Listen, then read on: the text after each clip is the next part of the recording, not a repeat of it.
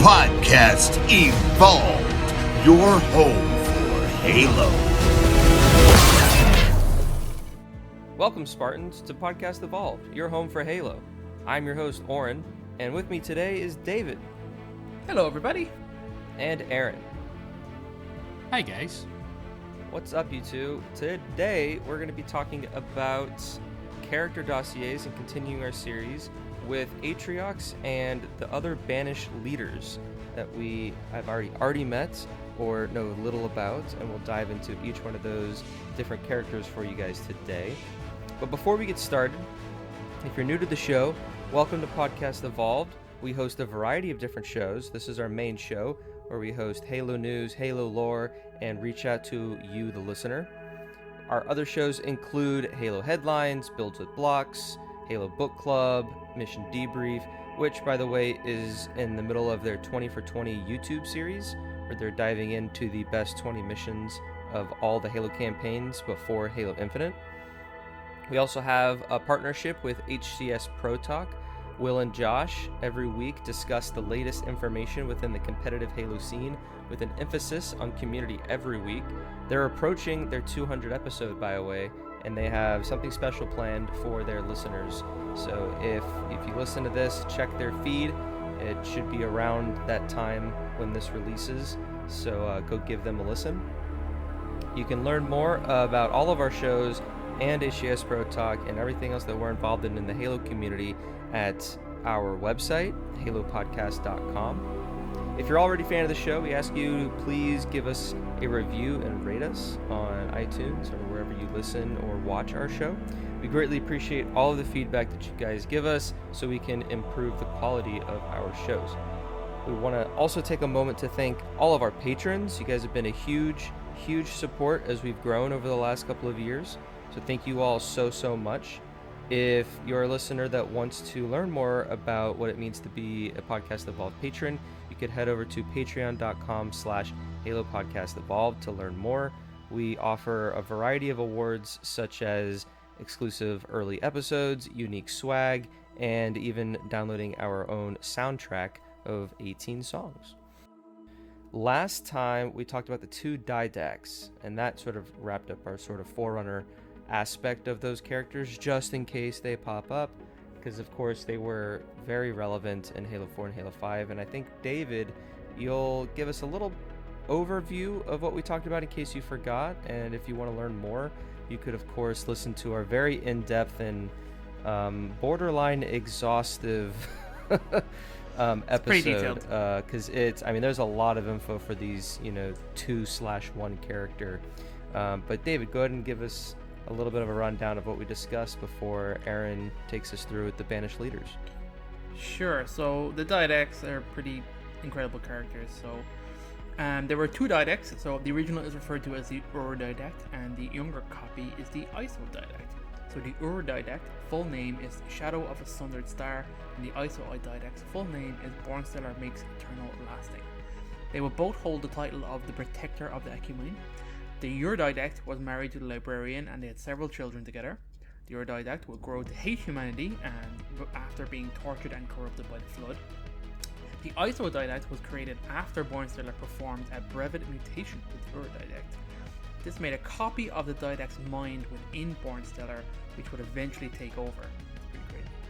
The Librarian would go on to lock the Ur-didact away in a cryptum on a Requiem after he turned on her and composed her humans.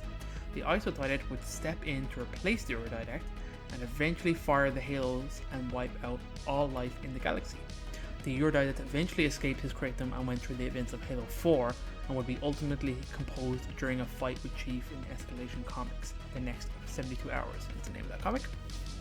The Iso-didact will go on to lead the team of Foreigners back to Mithrilian to restore the domain before retiring from life in the galaxy and raise a son with Chant the Green, and that's a short story. It's pretty cool, actually. So there's a lot of information there, and I said a lot of words that are pretty mental unless you knew Halo. But the Didact as a character is awesome. Everyone knows him. He's the best. So go check that episode out. There's so much more information on these two guys and the life that they had. It's pretty awesome. this week we got a little something different. Yeah, a little something different. It kind of became natural in our series that we would eventually be talking about the Banished and the characters within the ranks. Now, we have done a previous episode that talks more about the faction and their upbringing in our Road to Infinite series, where we talk about the Banished. So there will be a little bit of crossover in there, but we're going to basically highlight who we think will be kind of big players or just other characters to provide context from, specifically like Halo Wars 2, since the Banished were in that.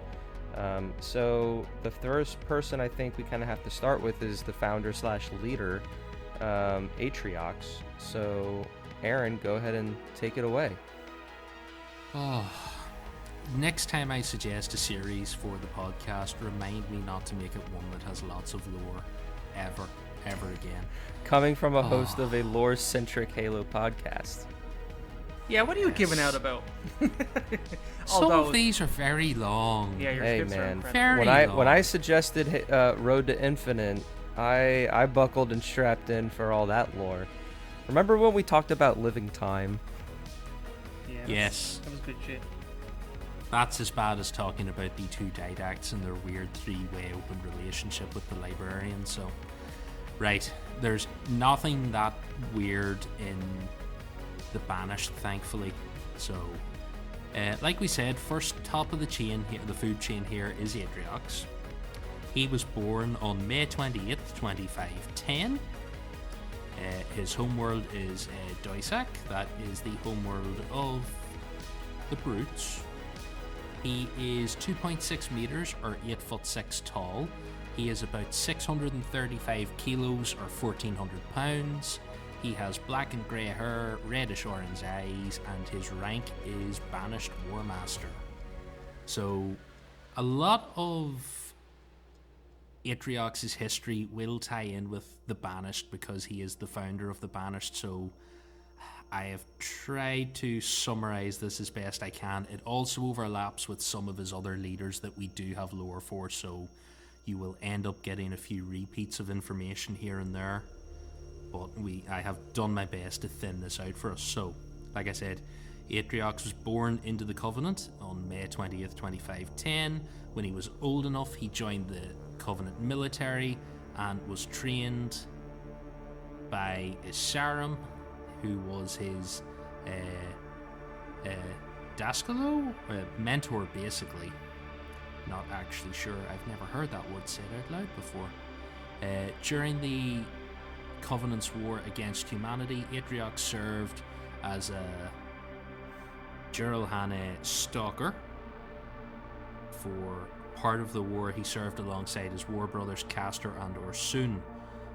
You may remember Castor and Orsun from the Troy Denning novels. Was the Troy Denning Last Light, isn't it? Yeah, that's them. Yes. That's alright. It Yes, starts to get a little yes. confusing with who all we are. So they were stalkers of the Blood Stars. In his role, he was commanded by the First Blade of the Silent Shadow and charged with hunting down demons, which they've had some success with in the Halo universe over the years. At one point, they captured a squad of ODSTs, and they learned of the rumour that the Spartan 2's program had abducted children as subjects. So that, I suppose, ties into the Halo Wars introduction to Atriox in Halo Wars 2, where he says, as I suspected, when he knocks the helmet off Douglas. So late in the war, the Covenant began to use Atriox's pack as frontline troops, throwing them against UNSC targets as cannon fodder, and groups of 40 brutes were sent in at a time. This is pretty much Isabel's introduction to Atriox in Halo Wars 2, in case it sounds familiar. They were sent in 40 at a time, they would be thrown against the enemy, they would all get killed, and then they would send another wave in. And this went on for a while until it was Atriox's turn, and then he became the first survivor to come back. And all of that is touched on in Rise of Atriox Issue 1 and that cutscene. Atriox continues to lose packmates for a while, but he continues to survive the battles. He gets more and more resentful about the Covenant and the Prophets. He also starts to become quite well known and legendary within brute circles of the Covenant, because he's essentially the brute version of Master Chief. Like, there's no way to say otherwise. He's always coming out of these battles and surviving when almost no one else does. So, as time goes on, he loses faith in the Great Journey. He also starts to lose faith in the genocide of humans. In 2559, during the occupation of the human colony of Algalus, Atriox once again returns from another battle. He's the only one left. The Sangheli that's in charge of the attack is starting to get wary of Atriox's fame among the ranks, and that he's more than a little bit disgruntled. I think they describe it's a panel in the comic where he's just sitting covered in human blood by himself, having a bit of a quiet moment. So the Sangheli talks to Truth and suggests that it might be time to get rid of Atriox. Truth says, no, let's not be too hasty. He could be useful. Go and just check first, and if he seems very anti-Covenant, then we may have to deal with it. So the Sangheli go over to congratulate him on his battle. He plays it down and says, no, he just did what he was ordered to do. They pile on the praise, and he gets very pissed off, and he responds that he doubts his brothers were defending the Great Journey as opposed to dying pointlessly. And then they go and report back to... Yes, blasphemy. Full-on open blasphemy. So the Sangheli in charge reports back to Truth. Truth is like, right, we need to sort this. So the next time they go into battle on the colony world, all of the brutes that are with Atriox are in awe of him, except for one, who's giving him the death glare the whole time and played his hand a little early that he was here to do other things. So Atriox, during this battle, finds a wounded human marine, tells him to run, and basically stalks him down. And while he's stalking this human marine, he does a little bit of a vent and complains about his lack of faith in the Covenant, their lies, problems with the Prophets, and then has a little bit of a therapeutic stress relief session as he stalks this human and then kills him. This other brute overhears the whole conversation, battles Atriox. Atriox murders him, and then they fly back to the base. When they fly back there, the Sangheli use the excuse that he murdered another brute in battle as reason to have him killed and executed. So they gather up to do the dirty on him, and that does not go well. You've seen the cutscene of it. They go to stab him. Atriox intercepts the plasma sword with his hand, beats the shit out of the Sangheli that was going to kill him, and then the other brutes step in to take out the rest of them, and this starts the beginning of the Banished. Okay, next up we have... Now they're enemies of the Covenant. They are the Banished, hence the name the Banished. They are banished from the Covenant. It's all nice and straightforward. So they have to become self-reliant, and they take to raiding both UNSC and Covenant facilities for resources. So in 2550, the Banished raid Carter Guard Armory, and this is the first time the UNSC get footage of Atriox in battle, and ODST's helmet cam picks him up and Oni study the footage. The attack on the armory is unique because the Covenant, when they attack a human world, they destroy everything, they don't take anything, whereas the Banished and Atriox cleaned the armory out and took all of the equipment, because the Banished have no issues using human equipment, as we've seen Atriox's body armor. Is it Atriox's body armor is made out of ODST chest pieces? It's like a... Yes, I think it's like a mixture of UNSC armor. I don't know if it's any confirmed Spartan armor. No, we have one other brute who has Spartan armor in his armor. And Yeah, one other brute. I think it's just General Marine Just and that one ODST. guy? Yeah. Yeah, but I couldn't remember if it was him or it was Decimus, but I know one of them has like multiple ODST chest pieces bolted together as like stomach protection on his armor because they're too small to go over his chest.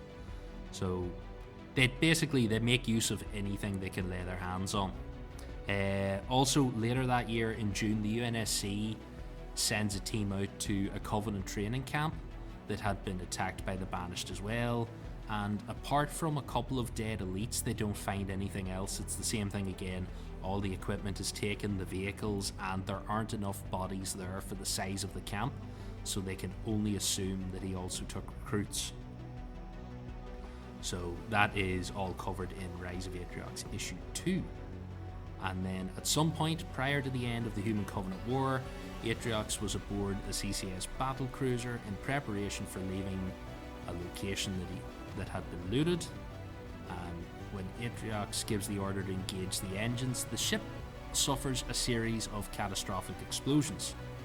One of them is on the bridge with Atriox, and in a quick and kind of genius move, he picks up another brute beside him who happens to be in a vacuum suit and chucks him at the hole on the bridge to plug the hole. I thought this was great. This is a great scene. It's ridiculous, but it's cool. Yeah, like it's the sort of thing, if you heard of any other species, like even an elite, you know, picking up a grunt and shoving them in the hole to stop it, that would make perfect sense. But the idea that Atriox just like scoops up another brute and chucks him into the hole, it says a lot about him. So he then tells the ship's engineer to go and check what happened. Why did the ship explode? What was going on? He's then told the engineer is the guy that you stuck in the hole to plug it. And then he gets a bit curious and he tries to figure out why the engineer was the only person on the bridge wearing a vacuum suit when they were about to fly away from the planet. He quizzes. Plot thickens. This is cool. Yes, it may have been a little suspicious to be the only one in the suit that would save you if the ship decompressed. So he quizzes this guy. The engineer doesn't have very good explanations. He can't decide if he's lying or incompetent, so he's either an idiot or a spy. So he ultimately strangles him and leaves his corpse there to plug the hole. And also serves as a pretty good warning to everyone else not to fuck with him. So that's all covered in Rise of Atriox issue 3. Next up, we have, after this incident, they take the battle cruiser to the Covenant planet Utrak, I'm going to say. And they want to go there. Decimus says that there is a Covenant facility there run by a Kigyar scientist called Sigran, and they should go and see can they recruit her because she would be quite a good ally to have. When they get there, they try to persuade Rand to join them.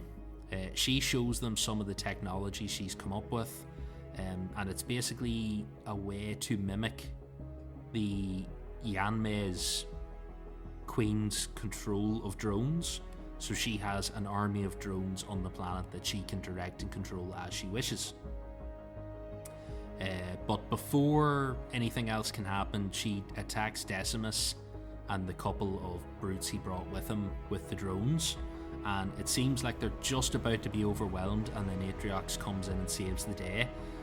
He starts to smash the fuck out of the drones, and suddenly Rand realizes they are completely outgunned in this fight.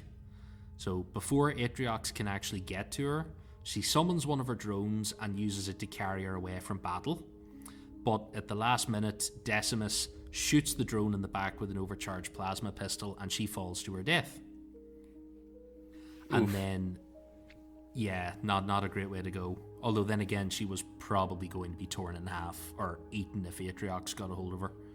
So You don't want to be a big battle chicken when the Banished arrive.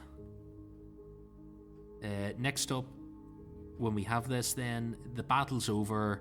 Decimus is examining the control device for the drones.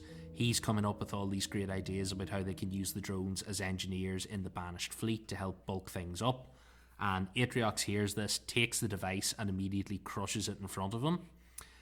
Decimus kind of loses his shit and, what the fuck did you do that for? And then Atriox explains to him that while the Covenant treated its warriors as tools, he aspires to a much higher standard for himself. The Covenant's disregard for its troops, after all, had been the reason that they had left, and Atriox enthusiastically states that he wishes for those following him to do so because they know him and know he will do whatever it takes to accomplish his goals, not because they are tricked into doing it by a peculiar technology or biological cheat. What a dope kind of statement. That's so cool.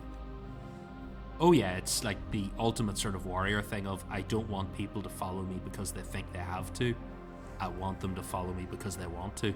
That's cool. That's what I like, that they go into this background of Atriox. They explain why he's such an interesting character, and why he has people recruit, how he convinces humans and even elites to join him. It's pretty cool. I love that. Yeah, he has a lot of sway and he's very persuasive because time and time again he just uses his mind and conversation to bring people over to his side. So let's see. After that, we have with the end of the Covenant in 2552, the Banished no longer have to basically run and hide and watch over their shoulder. They're now free to expand freely, and Atriox takes full advantage of that. He sends his chieftains out to spread Banished influence across the galaxy.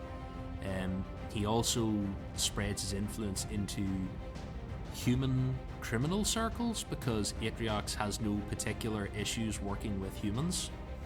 If you are fit for purpose and you can help in the Banished, he's more than happy to take you aboard. So they're now recruiting from every species, including the elites, because he's also not holding a grudge against the elites over the schism. Even if they are, he's open to everyone, which is good. And at some point following the Great Schism, Atriox was leading from an SDV class heavy corvette, Elegies Lament? I'm going to assume that's Elegy. right. Yeah, that sounds about right to me. And then the Silent Shadow were able to board the vessel. They take out a few elites, but then they take out a few brutes, but someone trips the alarm. Atriox knows that they're coming. He waits for them on the bridge. They eventually arrive, and he tells them, don't hide, guys, show your faces. And then he tries to reason with the leader of the squad that's been sent to assassinate him. So the squad's leader was Risa Azavali. I'm going to go with that. And Risa was not persuaded by his arguments at all. But unfortunately for Risa, the rest of his team were, and they all decided to stab him in the back before he could kill Atriox, and they all signed up to the Banished. That's a hardcore way to join, even for elites. It'd be so brutal. Yeah, the equivalent of this would be talking a team of Spartans around and then having them you get noble team coming to kill you and you convince everyone to join you and they all shoot Carter in the back of the head and sign up. It's a real show of dedication to this. So he now has a team of Silent Shadow with him as well. And then by May 6th, 2553, Atriox gained control of Enduring Conviction. Now, we've seen little bits of this in the cutscene introducing him in Halo Wars 2 as well. It is commanded by Shipmaster Let Volir, and the short version of this is Atriox attacked a base of elite Covenant separatists, and Letvalar's fleet was assigned to this base. So he was called in for reinforcements. He goes down to the planet. He finds Atriox, who surrenders himself, and this is a ploy he will use several times. He's taken aboard Enduring Conviction, and the rest of the fleet are busy radioing the ship looking to know, did you capture Atriox? What's going on? And Atriox very brazenly sort of says to Let, don't answer for a minute and we'll chat. And they have like a small conversation, and Atriox kind of feels out the mood in the room and then realizes that Let is open to persuasion to coming over to the Banished, and he makes him an offer and basically says, come and join us and I'll keep your ship crewed and fueled forever. And I think they're on board for about 10 hours, and then Let finally makes the decision to join Atriox, and he pulls off this maneuver, they mentioned it here, where he jumps into slipspace with a fully ionized hull and destroys and damages most of the elite fleet that he slipped away from. So he cripples most of them that could have followed him to pursue them, and now Atriox has a super powerful ship and can do some big shit. Soon after they escape, they make their way to Ansket 4, which was a Covenant hydroprocessing centre, but the UNSC had just managed to take control of it, unfortunately for them. The Banished appear, kill all the humans, and then refuel Conviction while they're there. Some point after that, Volir and his crew, it says reluctantly swear fealty, but when we get to Let Volar's section in the lore, it basically says that he could tell which way the wind was going, and he knew that his option to join the Banished wasn't as optional as he may have thought, and there may have been like skull crushing if he didn't. So he sort of reluctantly signed up to help Atriox because he knew if he didn't it would be very bad for his life expectancy. So in exchange for their loyalty, like we said, the Banished now crew and fuel the ship, and by the end of 53, the Banished are now looking through human black markets on worlds like Venezia, and they're trading with them. They're looking for Forerunner technology to improve their weapons and shields. They're buying up nukes. That's covered in... Which story is that with the ferrets when they're... Retribution. Their cover is their Retribution. Yeah. Where they're out to look for nukes, and they're offering to sell them to the Banished because Atriox is in a buying sort of a mood. He's got some monies. And then, well, look, he's got the monies, and he's not too fussy about who he does business with as long as you've got the goods. By December 2553, Atriox and his Banished have now carved out a fearsome reputation among Oni and the Keepers of the One Freedom. Following the subjugation of Earth by the Created in October 2558, the portal linking Installation 00 to Earth was shut down. And then a month later, on November 25th, Atriox and the Banished arrived in force aboard Enduring Conviction at the Ark. Atriox leads a team there. He wants to construct a halo. Apparently this was mentioned specifically in some of the Halo loot crates, but the information isn't listed online anymore. So he wanted to go to build a halo to assure control of the galaxy, but his ability to do that was hampered, and he ends up there for 4 months. And then on March 20th, 2559, the Spirit of Fire appears out of the blue above the Ark, and thus begins the events of Halo Wars 2. I don't really think we need to recap the events of Halo Wars 2 too much, do we? No. Short version. No. The crew of the Spirit of Fire murder the fuck out of Enduring Conviction and strand Atriox on the Ark, and it eventually leads to the launch of a new replacement Halo for Installation 4, and Anders goes in it to go back to the galaxy to raise help from the UNSC. and then Atriox is stranded there because he has no way off. So then in October 2559, the Keepers of the One Freedom are on Reach. They activate a slipspace portal that is there, and then Atriox uses the remains of the Manakite Manakite Mountain, I think that's right. It's the crystal that Blue Team found in the Forerunner facility under Manakite Mountain in First Strike, the one that does the weird time travel shit and Forerunner stuff. At the end of that novel, Oh yeah. there is a short, I think it's a short additional to like one of the re-releases, but it is basically Tartarus bringing these shards that they found back to Truth. Yeah, that's So right. he had them on the Dreadnought and took them with him to the Ark. So Atriox got a hold of those and was able to use them to power a portal on the Ark to get back to Reach.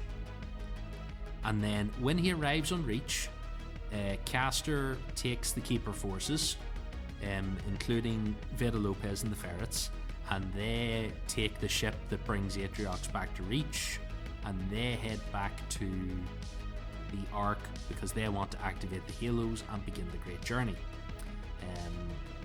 Atriox doesn't really have the opportunity to slaughter them for their defiance because they know that Cortana and the Guardians are probably on their way to Reach to investigate the portal being active, so he has to like cut his losses and head on. Atriox brings a few people back with him into the main galaxy. There's 3 called out by name that we'll mention as we go here, and chances are I think they may be of some importance in Infinite because they get specific callouts. And otherwise he left thousands of troops back on the Ark to defend it from the Spirit of Fire. And that pretty much sums up everything we know about Atriox to the present day. He is back in the galaxy for something important, but we don't know what, and we can assume it has something to do with the events of Halo Infinite and the battle on the Halo. Yes, of course. Yeah, if his original objective was to get a Halo and then control the control the universe or whatever, the galaxy, there's probably something around.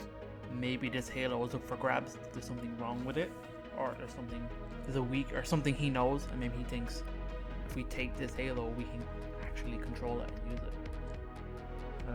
It's like a strategic advantage to taking it. Yeah, I assume it has something to do with the what is the person they talk about that Escharum mentions, the one that we were speculating might be The Harbinger? Didact. I'm very confused now because Harbinger's the name of Yeah, I'm also thinking Mass Effect. the Reaper in Mass Effect Yeah. 2. But I wanna say, it's not do the think Warden. it's something. Yeah, no, I think it's the Harbinger No. or something like that. Yeah, so it could be something to do with that, but we really don't know at the minute. So we'll move on from him to the now promoted second in command of the Banished. So Decimus was the original second in command. He went with Atriox to the Ark. He then got murdered at the Ark, so Escharum has now stepped in. He is second in command. Next up we have Escharum. He was born in 2447 approximately, and we get that based on calculations that Castor makes during Shadows of Reach. We don't have an exact date, but he's theorizing that he's quite old. But he's still got it going anyway. So he is grey hair colour, red eyes, and he is a war chief. Got a little bit of background information on him, not as much. So Escharum is a prominent war chief within the Banished, and he inherited the position of second in command, like I said, after the death of Decimus. He was also Atriox's former mentor. Around April 2558, Atriox and Decimus departed for the Ark aboard the Enduring Conviction, leaving Escharum in charge of all the Banished forces that remained in the galaxy. So, shortly after Atriox left, Escharum assigned Blade Master Insalan Gadogi to Castor as an advisor. The Keepers of the One Freedom had just signed up to the Banished before Atriox left. The Sangheili was supposed to be there as a consultant, but really he was there to make sure that Castor behaved himself, didn't step out of line, didn't try to betray Escharum, and that would come back to bite Escharum in the ass. Following the death of Decimus, I said he becomes official second in command of the Banished now, not just the person leading all the forces in the galaxy.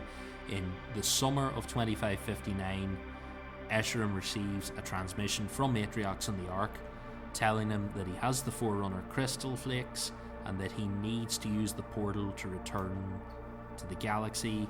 So Escharum has to go to Reach and find it because they don't know where it is. Escharum takes 3 different war packs to Reach. There's the Keepers. He also takes the Legion of the Corpse Moon and the Ravaged Tusks. Legion of the Corpse Moon is a fantastic name for a group. So it's very Destiny sounding. It's good, it's good. So on October 12th, 2559, Escherum's on Reach. He arrives aboard his Corvette. He's there to give off to Castor because they've spent a lot of time looking for this portal and they still haven't found it, and Atriox is stuck in the Ark with his thumb up his ass waiting, and he's not going to be very happy with everyone. And the Keepers then detect a squadron of UNSC craft escorting a dropship high into the Highland Mountains. He has a look at their path and he realizes they're heading towards the Missing Mountain. And this is the mountain that was originally above Castle Base that the Covenant dug out as they tried to get to Blue Team and Halsey. Well, they weren't actually trying to get to Blue Team and Halsey, they were trying to get to the Forerunner installation that happened to be below Castle Base. So Escharum and the Banished dig their way in. They activate the portal. Atriox comes back. As soon as, like we said, the Lich arrives with Atriox, they all get off. As they're going to be evacuated, Castor makes his move. Castor takes the Lich. Castor heads to the Ark with the ferrets, who he doesn't realize are Oni. And like I said, they realize they didn't have time to have a fight over this. Atriox and Escharum have to bolt. Escharum makes a promise that he will kill Castor if he ever sees him again. And then the remaining Banished flee from Reach on Escherum's Corvette. And then in December 2559, Escharum leads the Banished to victory against the UNSC in the battle for Installation 07. And we shall see. We shall see. Oh yes. Oh yes. And then the last little bit here is Escharum maintains control over the installation in the months that followed, leading the Banished once again as a resurgent conflict spearheaded by Master Chief.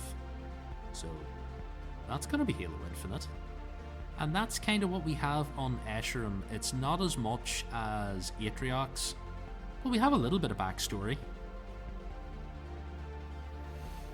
Yeah, it'll be exciting to learn kind of who he is and that they're really fleshing him out.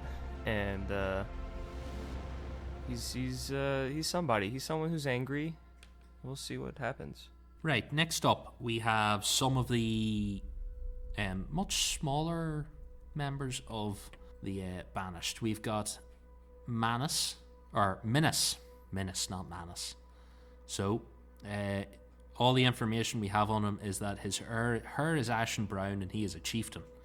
And then we have a little bit of story, but basically he features in the short story at the end of the limited available version of Shadows of Reach. What was it, like Walmart exclusive or something?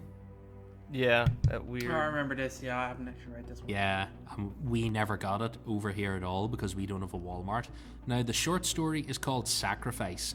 I'm not going to go too far into it, but the short version is Atriox needs a way to power the slipspace portal to get back to Earth. He sends Minas and his team to go and find the Anodyne Spirit, which is the dreadnought from Halo 2/3. It's the one that Truth takes to the Ark. We didn't have an answer for a long time as to what happened to the dreadnought after everyone got to the Ark, Turns out it landed and docked in a Forerunner city out in the middle of one of the oceans on the Ark, and then it just sat there. And the team go to the Dreadnought. They breach their way on board. They're moving through the ship. They have a brute with them who previously served on the ship, and he's taking them to try and find the slipspace crystal shards. And then they discover that the ship actually isn't empty, and there are a group of like hardcore Covenant brutes who have been there and probably don't even realize that the Covenant fell, because they were left to guard the ship from any intruders. So they fight their way to the crystals, they get them, and they fight their way back out. But the two teams that go in to the ship to retrieve the crystals, only the two leaders survive, everyone else is slaughtered. They make their way back, they get the shards, they give them to Atriox, and then eventually when the portal is open, that's how he powers his way back into the main galaxy. So that's all we really have on him. There isn't a huge amount more there. I couldn't even find any information if Minas made his way back to the galaxy with Atriox. It doesn't say. He could still be on the Ark, but he put him down as an unknown possible for Infinite. Well, he's either in Infinite or he's in Halo Wars 3, so he's in one of them. I feel like I mean, I think he's going to be in the next one. What's it called? Divine Wind. Oh, that's true. That could be very true. If he's still on the Ark, I imagine that story is, Halo Wars 3, right? This is the Ark. This is what's left behind. If we get a Halo Wars 3, I kind of don't hold my breath on that one. That's what I mean. We're not getting a Halo Wars 3, so this is probably where that story's going to be now. Yeah, well, I could see that happening. So, yeah, that's all we have with him. He could be there. He's only a chieftain. Like, if he is in Halo Infinite, he's a pretty low-level boss at best. Next up, we've got Pavium and Zeretus. Now, we're going to tackle the two of these together because otherwise we're reading the same information twice. They feature in Awakening the Nightmare. So first we've got Pavium. He is bald. He's got red eyes. He is a warlord. He is the older, sensible brother when you play Awakening the Nightmare. And then we have Zeretus. He has black hair, red eyes. He is a lieutenant. He is the young, glory-seeking dickhead who caused all of the trouble in that DLC. What a jerk. Everything that goes wrong. Yep, it's all his fault. So, in the months after installation... hang on. Oh, yes, I was going to say there's no Installation 09, but I think that's what we officially call Anders Halo now, isn't it? I didn't realize that. I didn't even think about that. Yeah, I think Installation 08 is the one that blows up in Halo 3, and then this is 9. Okay, cool. So, the numbers just keep going up. So, in the months after Installation 09 left the Ark, Zeretus and Pavium were tasked by Atriox with salvaging starship equipment from around the remains of High Charity. And in the cutscene at the start, he warns them, do not fuck it up, you're on thin ice, is the basic version of it that he tells Zeretus. So, I get the feeling Zeretus is fucked up on more than one occasion. I think there's even a little back and forth between him and Pavium, where Pavium basically says, you can't fuck this up again or I can't save you. So, they go to the crash site. They establish a perimeter. Zeretus leads his forces to High Charity. Despite being told only to salvage around the site, he takes Escharum up to High Charity. He deactivates the defense system and he shoots a hole through the protective force field around it.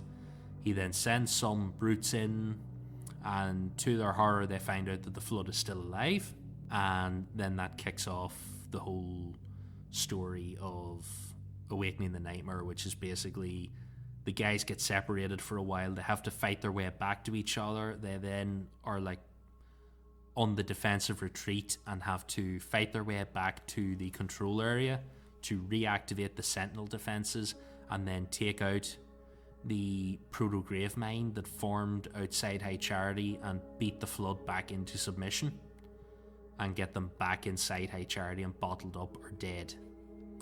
And they do eventually succeed. I think the last mission has you building mega turrets to like take out the proto-grave mine, and then it finishes with Atriox arriving just at the end of the battle and telling the lads they're not done until they clean all this shit up again. But he doesn't murder them, so he's not too upset. That or he's running out of dudes and can't just murder he needs people. That could be true, although I kind of feel like if you're in the Banished and there's a lot of brutes, someone is there waiting to like step up and fill the ranks. Yeah, but at the same time, these guys monumentally fucked up. Like, they released the Flood, like, they really did. This isn't just like, oh, we stole some shit we shouldn't have. It's like, oh man, we fucked up. Yeah, but they did fix their mistakes. That clearly counts for something in the Banished. How many died? You're allowed to fuck up as long as you can fix it. Well, no one important died, only foot soldiers. I don't know, man. Atriox cares about his foot soldiers. You know, we just established that. Only to a point. He will use you to plug a hole whenever it suits him. That's true. That's true. So that's pretty much the events of Awakening the Nightmare. Best thing about that is getting the Flood in nice high quality cutscenes. The Flood have upgraded a bit since we've seen them in Halo 3. Quite enjoyable. We all like it. Who have we got next? We've got a couple of short ones here because there isn't a lot about them. So we have another brute called Tovarus. He got featured in a cannon fodder. If you remember, we got a couple of concept arts. He is the brute that is in the nice, clean, pristine, perfect suit of armor. He is a brother of Hyperius, and he is on Installation 07 at the time of Infinite, and it is said he has encountered Chief personally. We then have, as mentioned, Hyperius, brother of Tovarus. Hyperius has various pieces of his suit made up of Hunter-class Mjolnir armor, including a helmet and torso attached to one of his pauldrons. He also has a necklace of what appears to be Spartan fingers. Yeah, and so he messed wields up. a gravity hammer and has a jetpack. Yeah, he's definitely been set up as quite a ferocious enemy. And also some people, I think almost to the point of like fantasizing about the fact that he may have killed Locke because of the armor on his shoulder plate. No, that's like, so I don't think so. That'd be No, such. I mean, I as think- bad as like the character was received, like I feel like that's just not the way to write him out. I think No, you I don't think he'll just be gone off screen on some mission. Like, we'll just never see or hear from him again. I don't think he needs to necessarily die, because I mean, there's characters on his team like Nathan Fillion's like Buck is just not just going to fade away into the Halo lore. Do you know what I mean? Well, don't forget Buck has his own team again, so he's no longer on Osiris. But I think at best this is like a misdirection, and we will find out that he is alive, but he got the Douglas treatment at some point and was literally beaten out of his armor, and that's possibly why there's a helmet and a chest piece that are there. We'll find out that the fingers aren't his. They belong to unnamed Spartan 4s who got picked off, more than likely. But There you go. there's not much Was his either of armor them. that unique to be identified as his?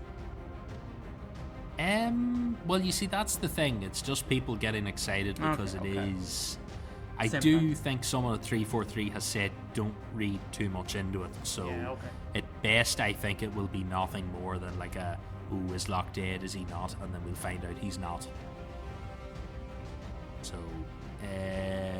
next up, we have a little bit of information on this guy. So this is Zeretus. So he is a captain. Now, we have some information on him, but the reason I've added him here is he is specifically called out. I've called it the Shadows of Reach Walk of Fame at the end of the novel. There are 3 people underneath Atriox called out by name as they get off the Lich at the portal in Reach.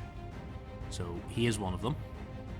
So Zeretus joined the Banished very early on. He either participated in Atriox's initial revolt or joined shortly after, so he's been there pretty much from the beginning. He continued to serve Atriox faithfully for at least a decade and was among those chosen to accompany him to the Ark. He was one of the people tasked with going to the Dreadnought to get the crystals, so he went with Minas and the Sangheli as well. So Zeretus was the guy left in charge of guarding the retreat, so he didn't actually go all the way in and fight his way to the crystals. He was left to guard the dropships and make sure that they could get back out again. So this is why he's the only one that survives with the full team. The other two are not so fortunate. Don't have a huge amount more really to say about him. He's there, he's known Atriox for a long time. That's about it. So I figure if he was important enough to call out by name at the end of Shadows of Reach, and we know that he was in Sacrifice, then he may be someone to keep an eye out on for Infinite. Yeah, maybe. He made it back to the galaxy and he got a name, he got a shout out. I think that's gives me reasonable confidence that we'll see more of this guy. But he is the last of the major banished brutes that we have. There are the two leaders of the Corpse Moon and the Ravaged Tusks, but I didn't call them out just because, yeah. We know the events of Shadows of Reach. If they're in Infinite, they're in it, but I was undecided, and that's why I figured we just wouldn't waste any time on them. The next one up we have is the Lekgolo. There is one to call out, and that is Colony. So he was DLC for Halo Wars 2. Well, they're They. Unspecified. They, yes, because there's more than one of them. But unsettles me a little bit sometimes. So they serve the Banished, but they report specifically to Atriox and don't really talk to anyone else. Colony was charged with everything to do with the Golo during the Banished operations on the Ark, and then after the defeat and the loss of the ship, Colony was tasked with looking for other ships to get them off the Ark, and that is the Spearbreaker DLC, where the ODSTs go in to stop Colony from activating the Forerunner fighter ship so that Atriox can't get off the Ark and escape back to the galaxy again. And there's not a huge amount more specifically to call out in Colony, other than it's kind of cool to have a hunter character with a name and sort of like any personality at all. It would be interesting to see what you could do with a boss fight with an enemy that has like the potential of a hunter. I think it's really cool that there is a hunter character. I wish there was more of them. I know they're probably hard to write for it in like lore, like have to explain and stuff, but I think it'd be really cool to see named hunters have some kind of interaction with them. It'd be pretty cool. We probably won't get any, but it would be cool if they did. I'm presuming that Infinite will be the basic standard. Probably a lot of elites, brutes. We'll probably get mostly a lot of brutes, I think, and maybe one or two Sangheli. But for Infinite, I'd be surprised if something like that. Yeah, I don't know. I would like to fight some cool, crazy hunter stuff in Infinite. Like, you get a little bit of it you get a taste of it in Halo 5 on Argent Moon when the hunters are like wriggling around the outsides of the corridor, and then you see them slither down the window when you come out of the lift and like crawl into their armor and shit. They could do cool things with a fight like that, where you could be fighting an enemy who could, ditch their armor and slither into the walls and then attack you again. There's potential there. Plus, it would be nice to have a hunter that spoke. Colony has this deep, rumbly, interesting voice in the Halo Wars DLC because he has to talk with his leader voice. Moving like on from commanding him. voice. Yeah, that sort of like deep droney thing going on. Next up, we have the Sangheili of the Banished. So we'll run through these fairly quick. We have Jega Rdomnai. Rdomnai. That's as good as any. So he is a Blade Master and a member of the Hand of Atriox. There is very little to go on with him. So the information we have, if you remember, he is other concept art we got of the Elite with the robot arm. Oh yeah, he looked fucking cool. He does look cool. And the information that came in the cannon fodder with that is, in hushed whispers throughout the ranks of the Banished, Jega's name is spoken of with cure. The Blade Master's history is shrouded in rumour and half-truths. Some say he was an experiment, affront to his own kind. Others make mention of a clandestine ambush gone wrong. Very few know the truth. Fewer still speak of it. One thing is certain: he has haunted demons before, and as the first recruit welcomed into the Hand of Atriox, he will do so again. Yeah, I'm So excited to very learn much- more about what this Hand of Atriox group is. This like selected army force. It sounds very much like the group of bosses you're going to fight your way through, like they are the inner circle. We're talking like Yeah, five or like dudes. all the little side quests in Infinite can be hunting down the Hand of Atriox. Oh, I'm sure they're our main story. Oh yeah, like he has very cool concept art, and you can see like there's great potential there for cool shit. Like just Elite with robot arm was enough to completely win me over with that. So next up we have Let Volir. So he has yellow eyes. That's all the physical information we really have. You've seen him in the cutscenes in Halo Wars 2. He is the commander of the Enduring Conviction. We covered pretty much all of his recruiting by Atriox. There's not a huge amount more to go over really with him that we haven't covered already. He had quite a good career as a shipmaster with the Covenant. He's responsible for quite a few UNSC ship kills. After the schism, he fought the Brutes and then didn't sign up to the Arbiter or anything and stayed with a group of separatists, would eventually join with Atriox, and then would lose his ship on the Ark. And we don't actually know of his status at the end of the game because he is ordered to take all of his troops and take control of the Halo before it slips bases away from the Ark. So he may have been on the Halo and vented into space when Anders kicks off the Banished, or he may have been like supervising from a distance and still be alive. We really don't know.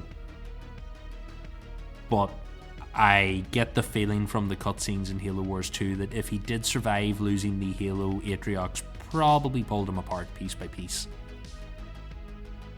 Or just like he wasn't reassigned him to basically die in battle. Oh, I think Atriox just like kills you instantly. Like he fucked up twice. He lost his ride home, and then he lost the Halo that he came for in the first place. I don't think you come back from that.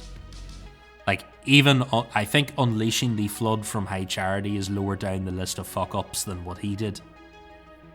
So he may be dead. He may be sucking vacuum in space. We don't know. The last really Sangheili that we have is Okro Vagaduun. So he is a Blade Master. He is the third member of this crew that went on the sacrifice mission to the Anodyne Spirit. So he also lost all of his team, but he survived. So we have Vagaduun, and we have Zeretus, and we have Zeretus. So they are the ones that all came back from this mission. Not much more to say there. He was a little overconfident going into the Dreadnought. He quickly learn that there were other people there. They fought their way out. He's a pretty good fighter. Not much more to really say about him. He could also be in Infinite. Like, he's another character set up with a little backstory. And they're probably going to want us to fight some elites. And I figure a Blade Master's a pretty good target. I would think so. It's got melee. The other two that we have just to mention, we have very little to say about them because they are only name dropped in the end of Shadows of Reach. We've got Jato Ratum, and all it says about him is the only survivor of an unprovoked artillery attack. Have cure, he can be short-tempered. And I think when Caster is talking with his elite about it, they mention that he's got very crazy bulgy eyes. So I like the idea of like crazy-eyed elite. Crazy eye. He's seen some shit. And the other one mentioned is Balkarus, and he gets the poorest description ever. He is just a competent captain. Great. Nice. That's Sounds all we like know about a good boss. Good boss Yep, fight. it's like your school report when it says attended class all year. And you're going, oh, that's not good. Attentive learner. Yeah, tries his best. I feel like he's like a tutorial boss fight or some shit. Yeah, very much so. A competent captain, now dead. So that's pretty much everyone that has any potential to show up in Halo Infinite. I have one more shout out because I read it as a notable member of the Banished and I then laughed for a while. So I thought we'd throw this one in here. So I watched a video on this and I was told that the correct pronunciation is Yapyap, and then in all caps, the Destroyer. The Destroyer. And it must always be said like that. Yes. So Yapyap the Yapyap, Destroyer. that name sounds familiar. He featured on... Was the event in Master Chief Collection? Wasn't it the Yappening? They did it. I think they did it in They both did it. games. Yeah, it was. He was like a character in Halo Wars 2. And I think there was the Yappening. I think they called it in. He was Yeah. in Warzone then as well. He'd show up. It was I think Yes, it was in Yap. Halo Wars 2 in like Blitz or something, and then they carried it over into Master Yeah. Chief Collection. Yeah, he is a boss, or he is a playable character, I think, in the multiplayer in Halo Wars 2 in his own right. He is one of them. And then he got like Pride of Place on Master Chief Collection as the like cover image for a month on his throne. And then he screams at you in Warzone every now and again.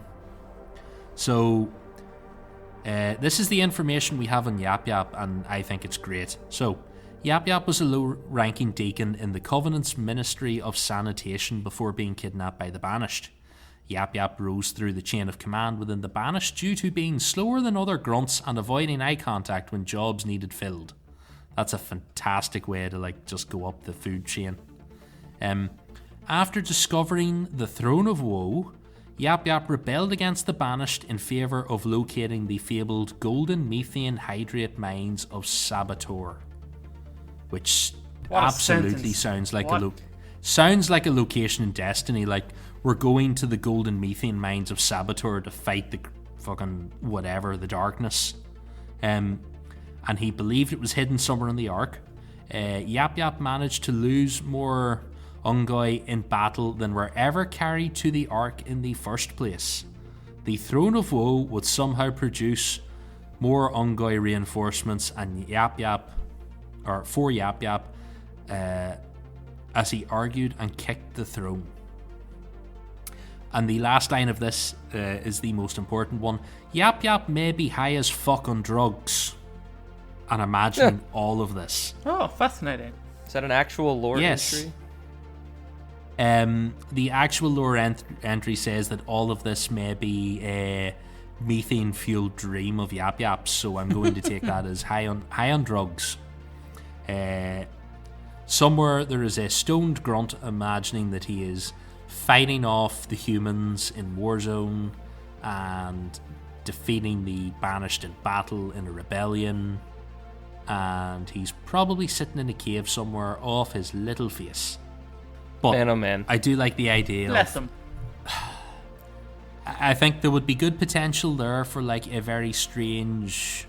Now that Halo is kind of delving into strange, not quite canonical stuff, what if you had like a drug-fueled boss battle with like a crazy Yapyap?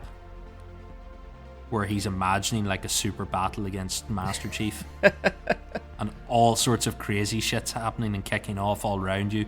And then when it's done, it's just like Chief kicking this like stoned grunt on the ground and being like, I'm not even going to kill you, you're not worth it. I mean, I could definitely see the grunt goblin that Yapyap uses being in Infinite, since we've only ever seen it in Warzone and in Halo Wars. So there's potential for other Ungoi to be high off their methane. Well, it's a cool concept, the Goblin in general, of like, I mean, how do you make grunt matter against like a Spartan? Like, you stick him in a mech suit and away he goes, like, make him high as fuck. You get more Stoltz. That's how you make the grunts matter. No, man, Stolt doesn't want to know. He's a beaut. More Stolt. No, there's got to be more out there. Do you think, since Joseph Staten is back in Infinite, there's going to be Joseph Staten voiced grunts in 300%. Like 300%. There's going to be Joel Staten grunts in there. If not, at least there'll be at least one. But like, he's probably done way more than that. Like, yeah, he has a particular fondness for them, so I'm kind of hoping we get something cool there. But I just like the idea of kind of like the Scarecrow missions in Arkham Asylum. You go and fight Yapyap, and then it all goes crazy. So I'd love shit like that, but I don't actually expect him to be in Infinite. Unfortunately.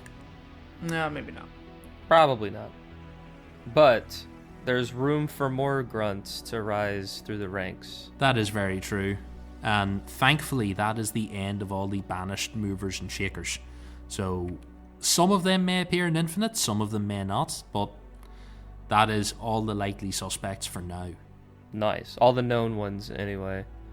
I just hope that like there's like a headhunters type of side mission where it's like, oh, this leader of the Banished is over doing crazy things over here. Go like track them down, and then you do like maybe a 3-part mini mission or something to go take this fort or whatever, and then disrupting that then like helps you out later on or something, or makes it easier later on.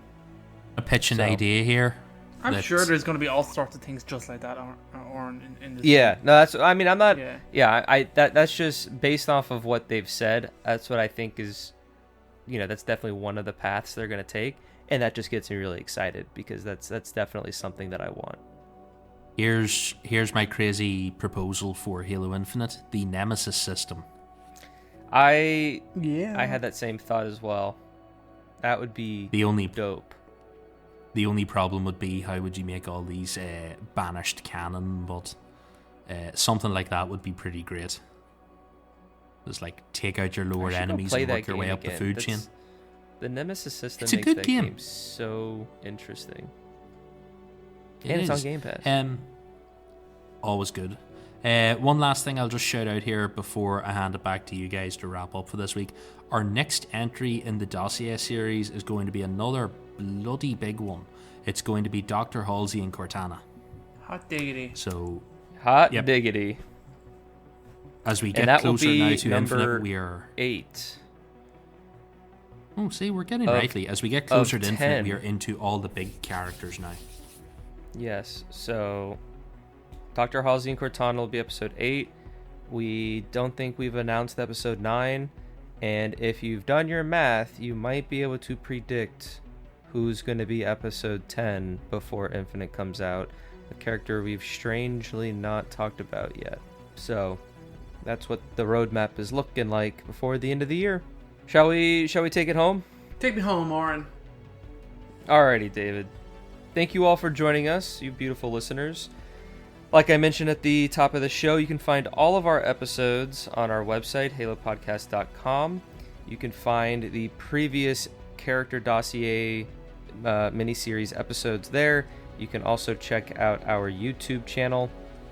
If you want to listen to everything all in one feed, just follow Halo Podcast Evolved on your favorite podcast service, and you'll get pretty much every single show on that one feed, minus a few here and there on the YouTube. But once again, another shout out to our patrons. You guys are amazing. Thank you guys so much. And if you want to learn more about becoming a patron, head over to patreon.com/HaloPodcastEvolved to learn more.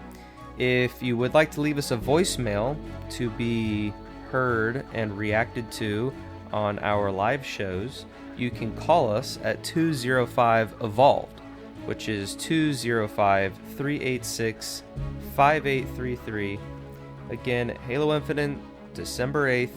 Mark it on your calendars. We still have quite a bit of content to get through before that, so stick around. And until next time, I've been your host, Oren, and Evolve. Evolve! Evolved. Evolve!